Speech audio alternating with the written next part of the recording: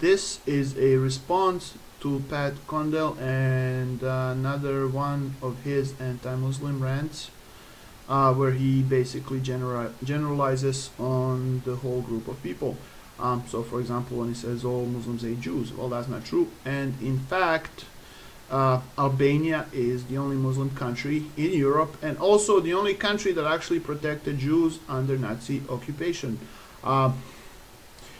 All other non-Muslim European countries would kind of cooperate with Nazis in capturing Jews, but Albania actually protected them, and Albanian people really went out of limb to protect Jews because they don't have that hatred that Christians have. And historically, in fact, Jews would go to Muslim country to escape persecution. Like many Jews ended up in Bosnia after Spain liberated itself from Muslim rule, and the whole Spanish Inquisition started killing anyone who's not Catholic. But the point is, you are racist, and this is not an insult, it's a statement of fact. I consider racist anyone who kind of generalizes broadly on a group of people, very diverse group of people, I should say. You don't consider Muslims to be individuals, you kind of see them as one homogeneous group that acts with one mind, and incidentally, you tend to find examples that confirm your bias. And how can't you? I mean, there's a billion Muslims. Some of them will do something stupid, but they're a very diverse group of people. But you're not the only racist person in Europe. Europe is full of them. British National Party being one of them. Nazis, neo-Nazis, they just basically they run around in Europe and they try to find immigrants and beat them up. And 93% of all immigrants in Europe are Muslims.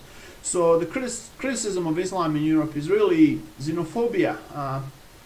Same as I guess criticism of Mexicans in the United States, here in the United States, and the whole, anti-legal immigration, oh my God, we're losing the country sort of thing. But like I said, Muslims are a very diverse group of people. And the other thing I want to call to your attention is that you are acting the same way Bosnian Serbs have acted, not Bosnian Serbs, Serbs in general have acted before. They committed genocide in Bosnia and attempted one in Albania, and this is exactly the same way Nazis have acted before the whole Holocaust. And I know World War II analogies are getting tired, but if you actually read some of their propaganda, you will find a lot in common in terms of, Jewish conspiracy and Jewish character, and, people need to wake up, and they need to stop being so nice, politically correct, what have you.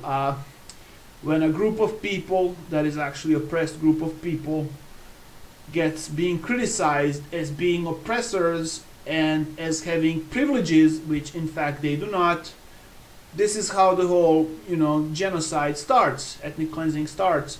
And that is what you're doing, because Muslims in Europe are not privileged. There is nobody out there kowtowing to Muslims. If anything, they are always discriminated against, and as you pointed out, they live in ghettos.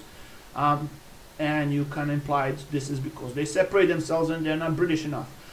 But in fact, Muslims in the United States do not live in ghettos, and on average they do better than average American. So in the United States, Muslims do better. In Europe they do worse. It's the same Muslims here and there, so I think problem is with Europe and not Muslims. And what I would like to call your attention to is the way you see Muslims is not the way you see yourself. You have criticized Christians in the past, but these are your people. Adolf Hitler, white European, just like you, he's part of your group. There is no Muslim Hitler. Hitler was one of yours. I'm an atheist too. I used to be a Muslim, Bosnian Muslim. I'm an atheist. You are too, and so is Joseph Stalin. And communists oppress religious folk on principle. So we atheists do not have moral high ground over religious people. We don't.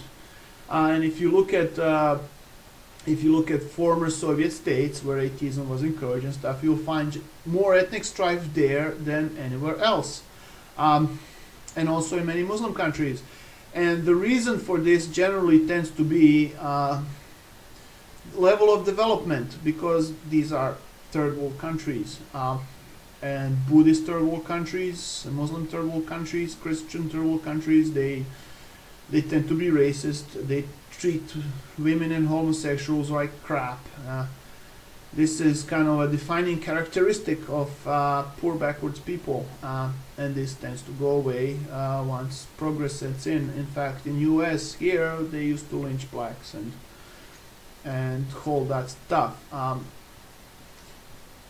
So you do not have moral high ground, and your smug sense of superiority is totally unwarranted. In fact, you're British, and British are responsible for most wars, well, for many wars today, if not most.